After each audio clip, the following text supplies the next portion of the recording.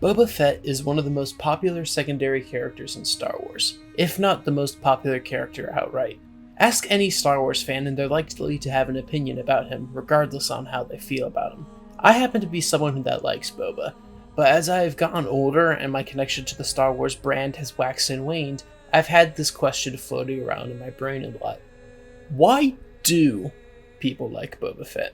I think it would be extraordinarily easy for me to just say that it's only because he looks and acts badass, and I've even done this as a joke in the past, but that's a pretty reductive way to look at this character. I'm sure that many people like him for reasons that are that simple, but I highly doubt that that's the case for every person that likes Boba. The goal of this video is to examine Boba throughout his various appearances in different pieces of Star Wars media, in order to find out why this character, and Mandalorians in general, are so adored by the fan base. So a good place to start is with Boba's creation and his first appearance as a character.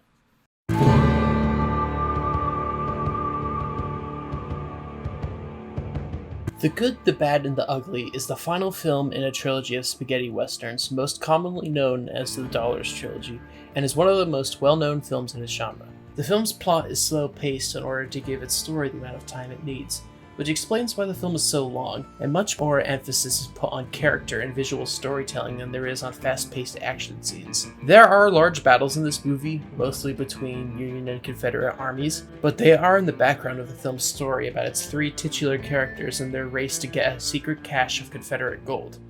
Most of the actual fights in the film are over in seconds, and what drives investment in them is the slow buildup of tension. The characters seem simplistic by today's standards, but what makes them seem so timeless is how they act in the story. While watching the film, it was very easy for me to see why so many Star Wars creators looked to this film series for inspiration. As he had done with other influential pieces of media that he loved, Lucas drew inspiration from the trilogy's overarching protagonist, the man with no name, when creating Boba Fett.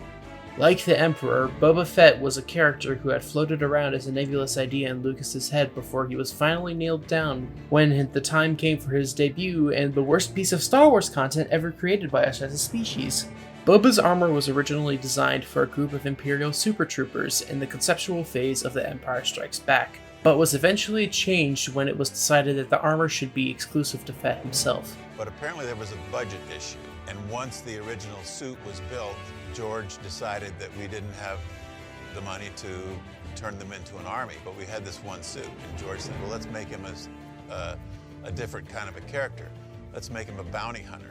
Even the coloration of the armor changed from being the standard Imperial white to the iconic colors that we associate with him today, which the filmmakers stated was to place him in between the Stormtroopers and Vader, hinting at the character's gray morality. So the first thing I did was I painted the entire thing silver, so that when I put the subsequent layers of paint on, it would look like something hit the suit and broke the covering away, whether it's paint or some kind of metallic finish, and you would see the metal underneath. And from that, I just started mixing railroad colors and just painting it up and damaging it. There was no sort of interim stage.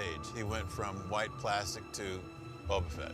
Boba's original actor, Jeremy Bulloch, even stated that he based his performance on Eastwood's. At this point in the video, I think it would be a good idea to discuss The Man with No Name in order to see how this comes across in Boba's appearances in the Star Wars Holiday Special and original trilogy. In The Good, the Bad, and the Ugly, The Man with No Name is the film's quote-unquote good character, contrasted with the villain Angel Eyes and the morally ambiguous Tuco. Wow! The movie portrays him as a man of few words, contrasted with Tuco, who is a boastful idiot, and the silver-tongued Angel Eyes. I have special eyes. Even though he is a bounty hunter, he is shown to have a moral compass, which starkly contrasts him with his contemporaries. Multiple times throughout the film, the Man with No Name is depicted to show compassion to the dying, and even shows a strange sense of mercy to Tuco, who is not shown to deserve it multiple times and in multiple ways. He is also shown to be an excellent marksman and a skilled duelist, though this is not a unique trait since both Angel Eyes and Tuco are good at shooting things. The final trait that defines Eastwood's character is that he is smart and very good at playing the long game, contrasted with Tuco, who is a quick thinker but isn't able to get a grasp of the bigger picture. For example, There is a scene in the movie where Tuco convinces the man with no name, who he calls Blondie, to reveal where the Confederate gold is buried. Why don't we tell each other our half of the secret? The name on the grave is Arch Stanton. However, later on it is revealed that Blondie only gave Tuco half of the information, since he knew that he'd turn on him one way or the other. There's nothing in there. You thought I'd trust you? All of these are traits that Boba Fett shares with the man with no name, whether they were either written into the character by Lucas or brought into the performance by Bullock. The Star Wars Holiday Special isn't really worth bringing up in this video, but I'll do it anyway to spare you the effort of having to watch it for yourselves. At one point in the Holiday Special, there's a short cartoon about the adventures of our heroes sometime after Episode 4 takes place, where Han and Chewbacca go to retrieve some sort of mystical amulet, and Luke, C-3PO, and R2-D2 go after them when they fail to return. Boba Fett shows up and saves Luke from a sea monster, and helps the group find a cure for a sleeping virus that the amulet gives to humans. Why it doesn't affect him, I'll never know. However, it's revealed that Boba was a double agent who was hired to infiltrate the group by Darth Vader, and after fleeing the city that they buy the cure from, Boba skips town before he can be captured. It's not as effective as other pieces of media are at giving him character, but the elements are still there in this cartoon. The Empire Strikes Back does a much better job at showcasing Boba's intelligence. For example, he knows about Han's trick of hiding in the back of a Star Destroyer and then leaving in the cover of its jettisoned trash, either because of past experience in dealing with Solo, or because he does his homework on his bounties. When Luke attempts to free his friends on Cloud City, Boba Fett hears him unholstering his blaster, and accordingly gets the drop on Luke. People like to say that Boba Fett is replaceable in this movie, and yeah, I agree that you could easily swap him out with any of the other bounty hunters featured here, and nothing much would change. However, the role he plays in the movie is still important. He's the one who leads the Empire to Cloud City, and he's the one who cashes in on the bounty Jabba put on Han. If you wanted to cut him out entirely, we would have to drastically change Episode 5 to do so, because the beginning portion of Episode 6 would not have happened without Boba's actions in the previous film. Even though Boba isn't in Return of the Jedi for long, the film still manages to characterize him well. He gives a nod of respect to Leia after she successfully threatens Jabba into paying her extra for Chewbacca's capture, and he notices when R2 goes to give Luke his lightsaber, which is why he's the first to respond to Luke trying to escape. This, of course, leads us to the scene that lives on in infamy. Why are we still here? Just to suffer. Every night I feel my leg, my arm, even my fingers. Lucas has said that if he had known how popular Boba was at the time, he would have given Boba a better death scene, and even considered adding a siege choke of escaping the Sarlacc in later editions of Episode 6. On the other hand, Jeremy Bulloch, who was initially upset by the character being killed off in the way he was, later gave an interesting statement about Boba's death in an interview that was conducted in 2004 that has since been archived. I think in some ways it's very clever of George to do that. It sort of makes you want the characters to come back. If you kill off a character like Darth Maul, people were not very happy with that, but I think it helps make the character a little more popular. By giving a character like this a weaker death than you'd expect, it gives fans the desire to see the character return. And sure enough, Boba escapes the Sarlacc in order to star in secondary material. Several times, in fact. Boba's story in the expanded universe is extensive, and I don't say that lightly. Meta Nerds has a 3-part series that covers Boba's Legends history in excruciating detail, and as a whole, it is over an hour and a half long. Through the course of this series, you see his extensive journey from a troubled kid attempting to avenge his father's death, to a legendary bounty hunter, to the ruler of his people. However, a good chunk of content about young Boba only exists because of the prequels shining a light on his backstory. It's why most content about Boba Fett takes place either before or after he comes back from the dead. Part of the mystique of Boba in the context of the original trilogy is that he has no backstory. He's a lone gunslinger surviving by his wits alone. However, it would be false to say that the prequels were the first time that Boba was given a backstory. In the novella The Last One Standing, The Tales of Boba Fett, which comes from a greater collection of Star Wars short stories, Boba Fett was simply the false identity of a character called Jaster Muriel, but this was later retconned by the comic Jango Fett Open Seasons, where Jaster became Jango's mentor after saving him from the Legends version of Death Watch. While we're on the subject, it's also worth bringing up Mandalorians in the context of this time period, because this is tied to Boba as well. The old idea of Boba being part of an identical group of super soldiers slowly morphed into the idea of Boba being a part of a culture of identical-looking warriors. It's why a lot of the art of Mandalorians during this time period tend to look exactly like him. The main piece of information I was able to find about the Mandalorians in this current time period comes from the old Star Wars comics made by Marvel that ran from 1977 to 1986. The backstory of the Mandalorians was conveyed to us by Fen Shaisa, a Mandalorian protector encountered by Leia while she and her friends were attempting to find Han after the events of Episode 5. Shaisa was a part of the Mandalorian Super Commandos/Protectors, a group who fought to protect Mandalore, and eventually joined the Empire during the Clone Wars. The Protectors took heavy casualties, with their leader Boba Fett leaving to become a bounty hunter, while Shaisa and another Protector called Toby Dala were left the only remaining members. Both returned to Mandalore to discover that the Empire had betrayed them, with both of them forming a resistance movement to free its people from enslavement. Even though most of this stuff was retconned either when the prequels came out, or when the expanded universe was turned into Legends, it's interesting to see how much of this stuff eventually worked its way back into canon, albeit in a different form. And speaking of a different form, it's time to talk about Boba Fett in the prequels.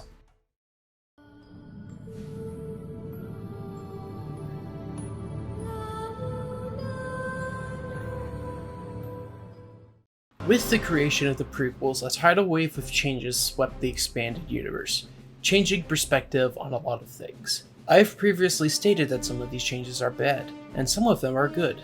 The addition of Jango and Boba Fett to the story of the prequels is a change that I could see the positives and negatives of. For one, I think it's an interesting idea to make the Fetts a key part of Palpatine's grand scheme to take over the galaxy. This would also mean that Boba grows out of this phase of his life to become his own person, outside of what Space Hitler wanted his dad for. And who was the original host?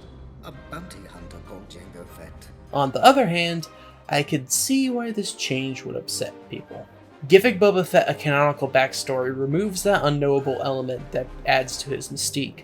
Though as we've discussed previously, this wasn't the first time it happened. Personally, I like Boba in this movie. One of my favorite tropes are badass or hyper-intelligent children, and it's a natural start to his character. It makes sense to me that the Boba in this movie transitioned into the Boba from the original trilogy. There isn't really much to say about him in this movie though, because he's a minor character in a movie full of them.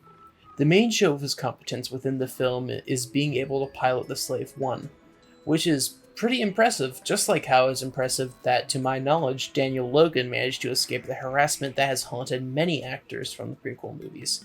And he has a good relationship with his dad, who is killed by Mace Windu in a pretty gruesome way for a PG movie.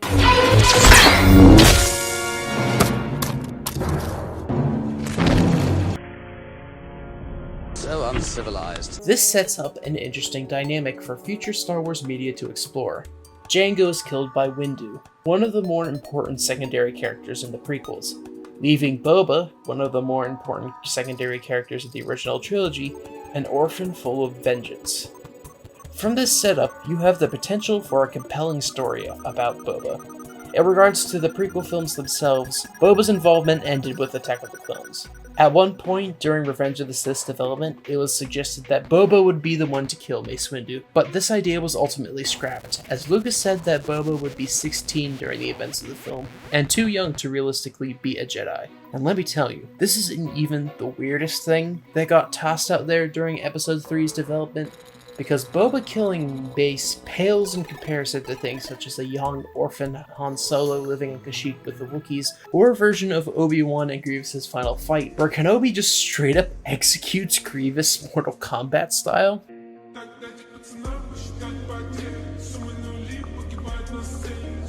But getting back on topic, what if someone actually decided to make a story about Boba attempting to kill Windu? Sure, you couldn't actually kill Windu off. No, unacceptable! Since he dies in Episode 3, but you could get some compelling drama out of a story like this.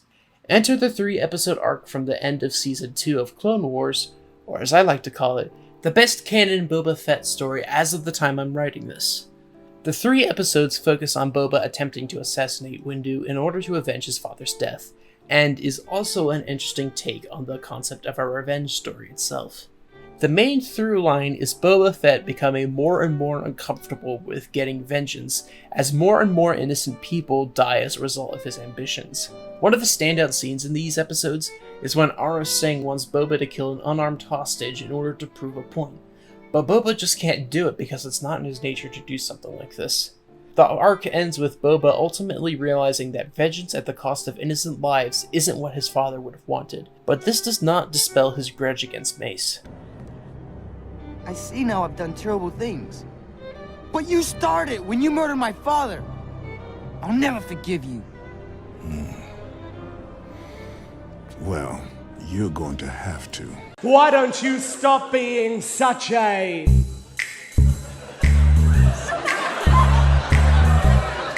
cunt? This is what makes Boba a compelling character to me. That even though he is a bad person, he still has an underlying moral code that can be seen in media like this. She's right. I'm not a murderer. I'm not a murderer, but I want justice. We are justice. It's why my favorite stories about Boba are things like Boba Fett Blood Ties, a comic about Boba encountering the son of a rogue clone who he and Jango killed, or the comic version of The Force Unleashed 2, which follows Boba during the events of the game as he's following in Starkiller's tracks, and even has his own subplot about being exploited by the Empire. These are stories that succeed in showing that this character has moral and emotional depth, and keep this in mind because we will bring this up again later in the video. However, not everything about Boba in this time period is sunshine and rainbows.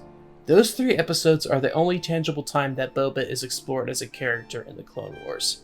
The only other notable appearance of Boba in the Clone Wars itself, outside of a brief cameo in another arc, is an episode where he and Asajj Ventress do bounty hunter stuff, and it's revealed that even though Boba has morals, he won't let it get in the way of doing the job. He was also in that Dark Disciple book that got published after Clone Wars was originally cancelled, but I haven't read it, so I'm not going to bring it up here. However, it is worth mentioning that there was a planned arc for a future season of Clone Wars where Boba and Cad Bane were going to do a team-up to save a child from Tusken Raiders.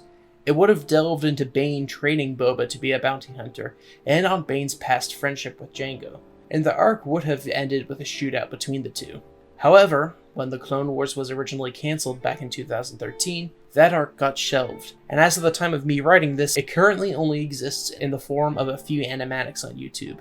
As if this wasn't disappointing enough, Clone Wars was also responsible for the biggest negative change to the Fets that still bugs me to this day. Clone Wars was the first piece of Star Wars media that canonically explored Mandalorian culture. Before you stop the video and start typing a comment, let me be clear, I am aware of things like the Old Republic time period, or Jango Fett open seasons, or Karen Travis's Republic Commando books. But, as I've previously talked about, Lucas only ever considered projects that he himself was a part of to be hard canon in the Star Wars universe, which is why whenever expanded universe content appeared in canonical material, it was either a result of Lucas either liking it and wanting to put it in his movie, or in the case of Clone Wars, the creators being fans of it and wanting to adapt it into the show. This is the case with Mandalore as it appears in the Clone Wars. There's a behind-the-scenes featurette from Season 2 where Filoni goes very in-depth on the creation of Mandalore and the Mandalorians for the show, and it's something that I recommend you watch after this video is over. You can see those hints of the expanded universe in the canonical Mandalore that the show presents, with the opposing factions of Satine's pacifist Mandalorians who want to reject their violent and savage past. Peaceful ways have paid off. Mandalore has prospered since the last time I was here. Not everyone on Mandalore believes that our commitment to peace is a sign of progress. And Death Watch, who feel betrayed by the rejection of their culture and wish to bring it back in a highly militant form. For generations, my ancestors fought proudly as warriors against the Jedi. Now, that woman tarnishes the very name Mandalorian. The subplots that the show does with Mandalore fully utilize the drama you can get out of this inner conflict, and contain a lot of the best scenes in the show as a whole. Unfortunately, the introduction of Mandalore into Clone Wars also comes hand in hand with one of Lucas's dumbest changes to Star Wars, and that's really saying a lot. Lucas revoked the Fett's status as Mandalorians. I recently encountered a man who wore Mandalorian armor. Jango Fett. Jango Fett was a common bounty hunter. How he acquired that armor is beyond me. What? But you can't do this to me. I started this company. You know how much I sacrificed? Now, in his defense, Lucas is well within his right to do this.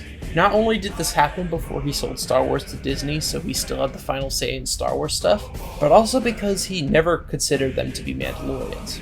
This isn't like with Vader and Palpatine, who were classified as Sith in things like the novelizations of the first film, long before the prequels explained what the Sith were. But at the same time... Jango Fett was a common bounty hunter. How he acquired that armor is beyond me. Give me a second, guys. I just need 1 second real quick to say, What? You guys have officially made me lose my marbles! Making Boba and Jango not be Mandalorians was a bad decision, especially because Mandalorians only ever gained as much popularity as they did in the first place because the Fetts were poster boys for them. As if to add insult to injury, there's a good chunk of this video where Filoni talks about the only reason for Boba having Mandalorian armor is because he either took it from one he killed, or he buys pieces of it when he finds them because it reminds him of his father. I would also like to point out that this is used as an explanation for why Boba's armor is slightly different between episodes 5 and 6, a detail that most people who are watching this video probably didn't even notice before watching it. Saying that the Fetts weren't Mandalorians just because it was fans assuming that they were is really condescending, and I'm glad that this change was partially retconned by Season 2 of The Mandalorian.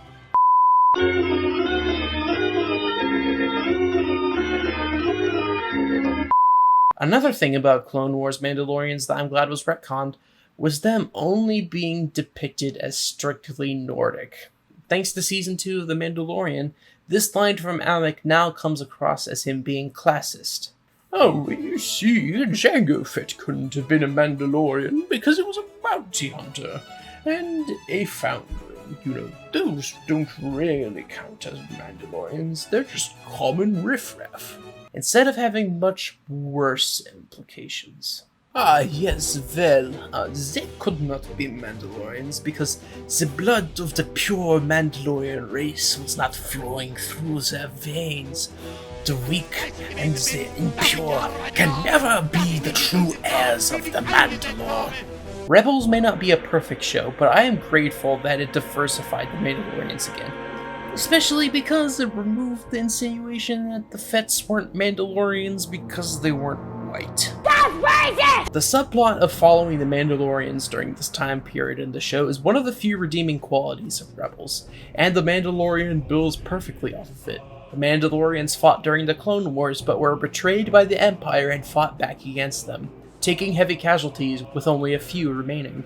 It's interesting to see that these three shows present a narrative that is remarkably similar to the one originally posed by Fen Shaisa and the Expanded Universe back in the day. However, before we can move on to talking about Boba Fett and the Mandalorian, I first need to address something that has bothered me greatly about Boba's usage in recent years, and it's important enough to this discussion that it gets its own section of the video. The Disney era of Star Wars has not been kind to the Fetts. The creation of Star Wars Legends wiped the slate clean and gave Disney a lot of freedom for what they could do with Star Wars. But in the process, tons of great pieces of Star Wars media that fleshed out different characters, factions, and time periods were consigned to the void. This doesn't really affect characters whose stories were told in the material that became the bedrock for canon, but for characters like Boba Fett, who are mainly fleshed out in this decanonized secondary content, this was a devastating blow. I have never been more alone. I have nothing! No one! Alright, it's all gone! Get it! To compare these two characters again, Darth Maul was hit similarly when Legends was created.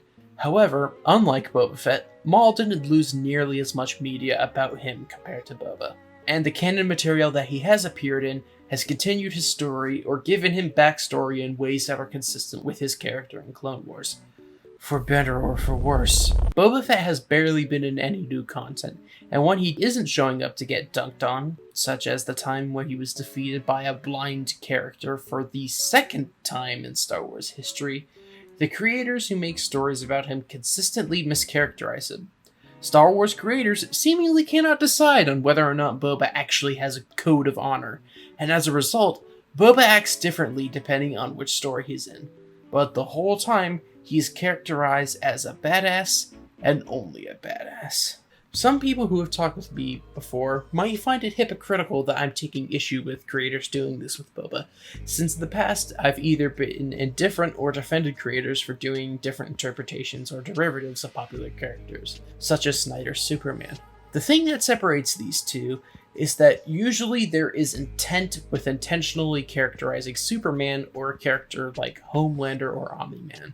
Homelander is a Superman who grew up without any loving influence that tied him to humanity, and was instead turned into a psychotic egomaniac by society and by the corporation who created him. Omni-Man is a space fascist whose core beliefs are shaken by his connections on Earth, and how he struggles between completing his mission and being a hero.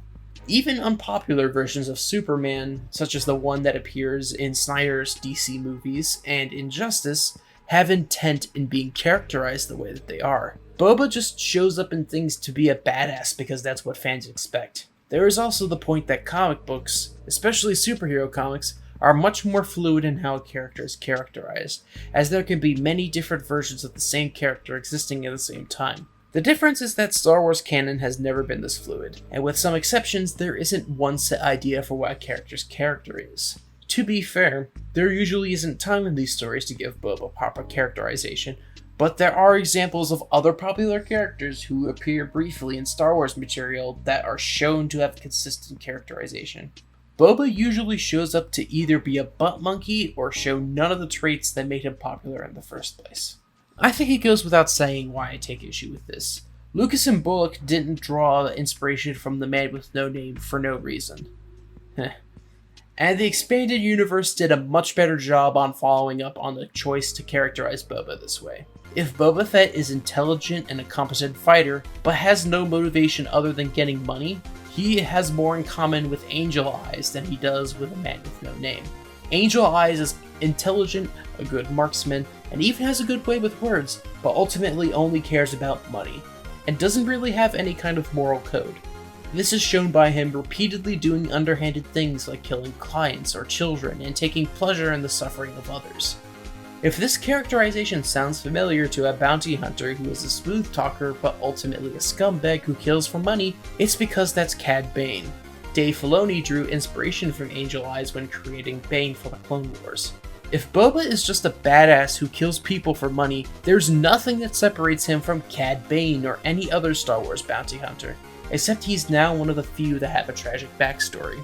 The reason why Boba is a compelling character is because the expanded universe built on the characteristics taken from the character that inspired him, and transformed him into a tragic and sympathetic figure. It's why the best action movie protagonists have compelling stories for the audience to follow, because you will not care about a character that you aren't given a reason to care about. By mischaracterizing Boba, he has gone from being an Ellen Ripley or Hutch Mansell or Sarah Connor to being every Steven Seagal character. And I was not born on a fucking turnip truck, man. Now, some of you might be wondering at this point, how did Season 2 of The Mandalorian choose to characterize Boba? Well, they turned him into guts. I'm only partially joking when I say that.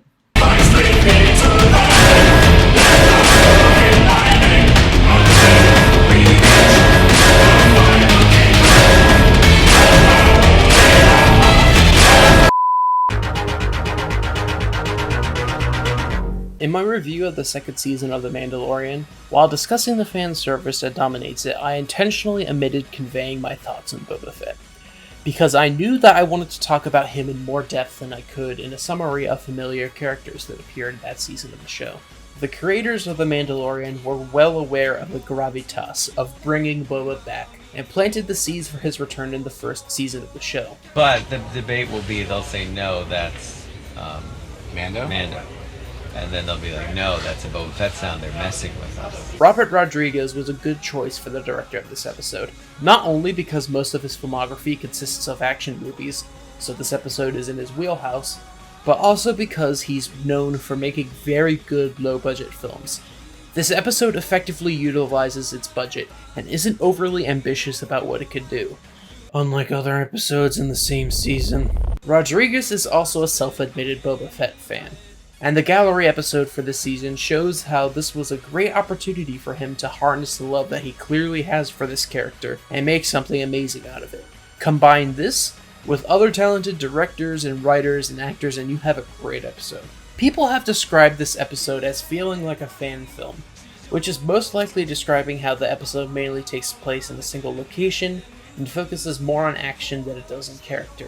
But I interpret this statement as referring to the passion on display by everyone involved, especially from Temuera Morrison. I think that a really commendable choice by the creators is the decision to tie Boba to Temuera's Maori heritage. I'm sorry if I mispronounced that, and it's not going to be the last time that I do that. The gaffy stick that Boba uses in this episode was requested specifically by Temuera and was made with Maori weapons in mind. And Temuera even talks about drawing on Maori traditions in the fight scenes that Boba has in this episode. This character Boba, the actual the fights and the way he fights, I'm actually drawing a lot on my Maori traditional sign, thing called the haka. Ha is the breath, ka is fire, fire breath. Temuera has done things like perform haka at fan events and panels, but this is the first time to my knowledge that his culture was actively tied to a character that he is known for playing, which has most likely led to people learning about a real group of people that they wouldn't have learned about otherwise. It's really cool that Boba was used in this way, especially since he's one of the few prominent characters of color in a franchise that is chock full of white people. The rest of the season is good for the most part in keeping this up, although unfortunately, the finale does feature the return of white characters downing the Mandalorian status of the person of color. We don't need these two. Let's get out of here. You are not a Mandalorian. Wow, I hate this. This doesn't rub me the wrong way as much, since this was clearly done because Bo-Katan is being an ass, and doesn't carry the implied racism of the scene with Almec, since this happens after Star Wars diversified the Mandalorians. Boba Fett possibly appearing on The Mandalorian was something that I would think about as a cool what-if scenario, but not something that I thought would actually happen in the show. Having him be a parallel to Din Djarin is something that I think the show did effectively, even if it could have been a better part of the episode that they both share. In many ways, Boba is used as a darker version of Din within the context of the show. Both are orphaned as a result of the Clone Wars, but while Din was accepted into a group of people that instilled a code of honor into him, Boba slipped into the criminal underworld and gradually went astray from the values that his father taught him. However, The Mandalorian brings an important aspect back to Boba that has been missing from more recent versions of him. Boba has a moral code. Then our deal is complete. Not quite. How so? We agreed, in exchange for the return of my armor, we will ensure the safety of the child.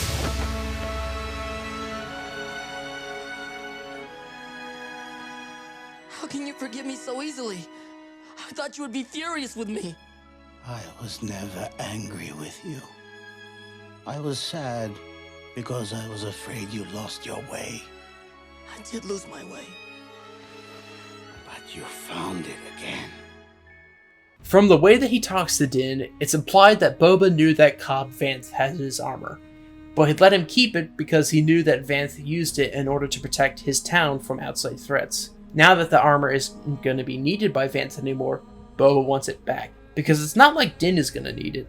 Given how the armor of dead Mandalorians was treated in the previous season, there's a good chance that Boba's armor would have been melted down and reused in forging future sets of armor. Something that I definitely wasn't expecting was Jango's status as a Mandalorian being reinstated by making him a foundling, which is reminiscent of how he became one in Jango Fett open seasons. In a perfect world, Jango would be a Mandalorian and Boba would be a foundling, but we have to take what we can get, I suppose. The best thing done with Boba in this episode is him agreeing to help Din rescue Grogu from Moff Gideon. He had no obligation to do this. He could have just taken his armor and left Din stranded on the planet with no way off. But the child's gone. Until he is returned to you safely, we are in your debt. When the episode started, it seemed like it would solely focus on the confrontation between Boba and Din. But instead, it led to a lot of good drama for both them and Fennec Shand, as the trio now have to work together. To bring back this comparison from earlier, just like Boba, Guts is a character many people judge based off of face value. They assume that he is an edgelord who does nothing except be an ass and slaughter people, which is fair because that's what he's like in the first arc of Berserk, and it also characterizes his worst imitations. However, as Berserk's story progresses, you discover that Guts acts this way because of his past trauma and experiences, but he eventually learns to cope with them and not let them define who he is. Because of Kentaro Miura's skill as a creator, he was able to create a flawless transition from a generic edgelord into one of the greatest protagonists in the dark fantasy genre. Similarly, Boba Fett is a character who is only as shallow as the people writing him. I can't keep that in the script. That's a little too mean. Or, to put it more nicely, Boba is a good character when the creators who are creating his story focus on the underlying humanity of the character and draw compelling writing out of it. Because if there isn't a good character to back all of this up, then why continue to make stories about him?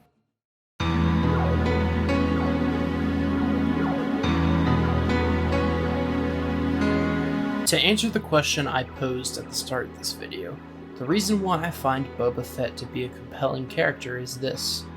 When creators are true to the things that inspired him and fully utilize them and his personal history, they will be able to craft a good Boba Fett story.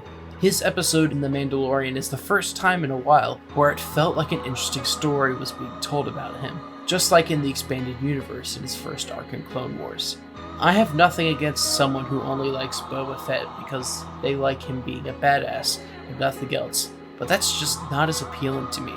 There's a reason why Boba has retained his popularity in the Star Wars fandom as long as he has, and I doubt it was simply because of his cool design. Mandalorians have grown beyond the character that inspired them. You have a variety of different characters within this culture who all have unique and interesting stories, but Boba Fett is mostly stuck being the exact same character over and over and over again. And it's really disappointing to me, as someone who enjoys the times when stories are told with him that effectively utilize that underlying humanity that he has. There's a line from Robert Rodriguez in the Gallery episode for Season 2 of The Mandalorian that stuck with me when I first watched it. Towards the end of the section of the episode that is focused particularly on the episode he directed, Rodriguez says this. My approach was to pretend that this is the only other time or episode we'll even see Boba Fett. And it needs to satisfy. I don't want to take for granted that he'll show up again later in other episodes. He needs to be all things right here, right now. That's what Boba Fett is all about. I think that Rodriguez and the other creators who worked on Season 2 of The Mandalorian succeeded in their mission of making Boba compelling again. But the thing that concerns me is whether or not it will stick. The Book of Boba Fett comes out this December, and I am cautiously optimistic that they will keep Boba's character consistent, and not just because it's a Mandalorian spin-off. Also, to be fair, the current War of the Bounty Hunters event going on in the Marvel Comics right now has been interesting from what I've seen of it, but mainly because Boba is actually doing things in it for a change. I hope that in the future, we will get more of this and less of this. A compelling character is only as compelling as the writing that defines them, and I am hopeful that in the future we will have more stories about Boba that give him the character he deserves to have.